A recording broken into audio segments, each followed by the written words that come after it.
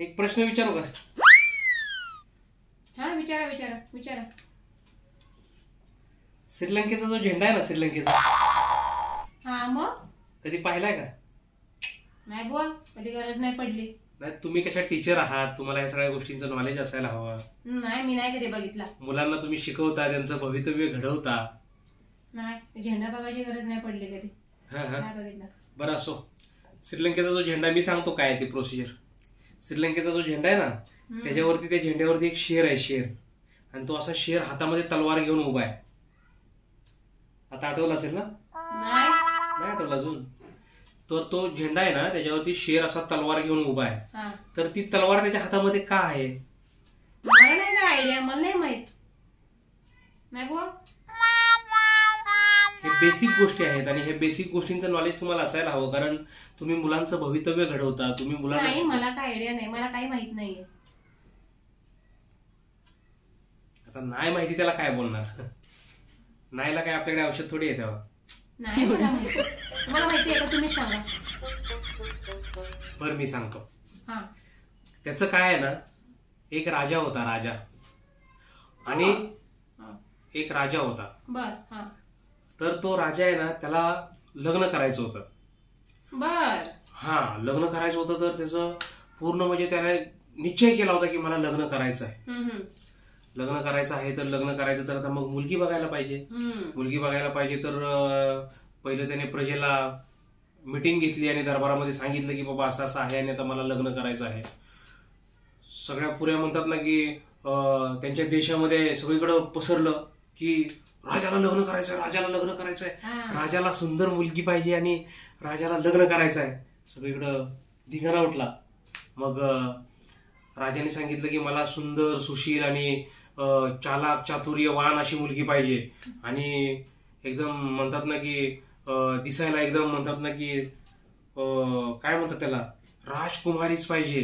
राजबिंडी राजकुमारी. हा, तर मग लग्न ठरवायचं म्हटल्यानंतर मग प्रजेने सांगितलं की राजाची तुम्ही टेन्शन घेऊ नका, आम्ही तुमच्यासाठी पाहिजे तशा मुली शोधून आणू. आणि मग असं करता करता पुऱ्या देशातून त्यांच्या 600 मुली स्थळं आहेत ना, एवढ्या सुंदर मुली, सगळ्या 600 मुलींची स्थळं राजासाठी आली. लाईन लागली सगळ्यांची. हा, दरबारामध्ये सगळ्यांना राहण्याची सुविधा वगैरे केली गेली. आणि मग त्या 600 मुलींचा कार्यक्रम बघितल्यानंतर राजा पण टेन्शन मध्ये आला. आता लग्न तर एकीबरोबरच करायचं ना.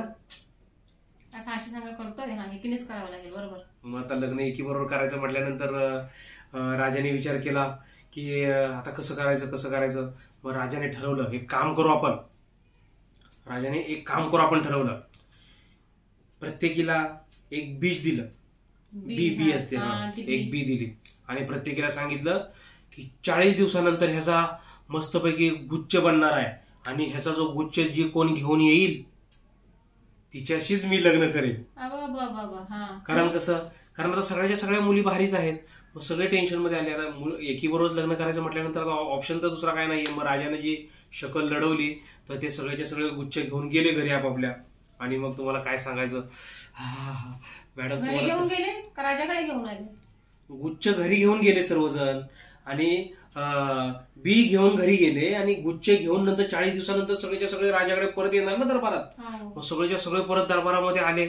आल्याच्या नंतर 40व्या दिवशी दरबार भरला. दरबारामध्ये सगळे बसलेत आणि सगळ्यांची एवढी टवटवीत कोमल अशी मस्तपैकी सगळ्यांच्या फुलांचे गुच्छ झालेले आहेत. 599 मुलींकडे गुच्छ चांगले ताजे तवाने मस्तपैकी होते. 600 मुली ना? 599 मुली. आणि एकच मुलगी अशी होती की तिच्याकडे तशीच्या तशी ती बी जी होती ती तशीच्या तशी होती. बर बर बर. म्हणजे तिच्याकडे आलंच नाही का? तिच्याकडे ना फुलं बनली, ना तिच्याकडे ते उगवलं, ना काही झालं नाही. ती बी तशीच होती. मग सगळ्यांची फुलं बघण्याचा कार्यक्रम चालू झाला. मग तिथे मग राजाला सगळ्यांनी सांगितलं की हे बघा सगळ्यांचे गुच्छ वगैरे चांगले चांगले आलेत, असं तसं. मग हे सगळं बघितल्याच्या नंतर परत सगळ्यांनी प्रजेनी वगैरे पण सांगितलं की महाराज, अहो ह्यातल्या एका मुलीचं जी आहे ती बी तशीच घेऊन आली ती. मग गुच्छ नाही घेऊन आली ती. मग तसं बोलल्यानंतर मग तुम्हाला काय सांगायचं मॅडम, मग डायरेक्टली राजाने सांगितलं की त्या मुलीला इकडे बोलवा. ती जी तिने गुच्छ का नाही आणला म्हणून विचारू द्या. हो. तर त्या मुलीने सांगितलं की ह्या बीची मी पूर्ण पाहणी केली व्यवस्थित, ही बी जी आहे ही नकली आहे, ही बी असली नाहीये. अच्छा. हे बघितल्यानंतर राजा खुश झाला, कारण राजाने काय केलं होतं माहितीये का? काय? राजाने सर्वांना नकली बिया दिल्या होत्या. आणि मग राजा खुश झाला. राजा बोलला की ही एकच इमानदार मुलगी आहे याचा अर्थ. आणि मग राजा बोलला की ह्याच मुलीबरोबर लग्न करायचं आपल्याला. अरे वा, आणि वा, ती वा. मुलगी सरळ बोलली की ही बी नकली आहे, मी पाहिलं, तिचं व्यवस्थित सगळं बघितलं, पण ते काय त्याच्यातून ते उगवली पण नाही काहीच नाही. आणि राजाने सर्वांनाच नकली बिया दिल्या होत्या. ह्या सगळ्या मार्केटमधनं सजवून मस्तपैकी फुलं धलं सगळं घेऊन ह्या सगळ्या मुली आल्या होत्या. का तर लग्न करायचं राजाबरोबर म्हणून ह्या सगळ्या मुलींनी ही शक्कल लढवली होती. आणि ते राजाने सगळ्यांना नाकार दिला आणि मग त्या मुलीबरोबर लग्न ठरलं राजाचं. आणि धूमधडाक्यात त्या मुलीबरोबर राजाचं लग्न झालं. लग्न झालं. हा, असं हे होतं सगळं. पण तो शेर तलवार घेऊन का उभा होता ते तुम्ही सांगणार होता ना? तो शेर तलवार घेऊन उभा होता ना त्या झेंड्यात. अरे यार, ते तर मला पण नाही माहिती त्याचं काय. ते तुम्ही सांगणार होता ना मला. मग ते मला काहीच माहिती नाही त्याचं. राजा राणी परी साथ व्हावी होय.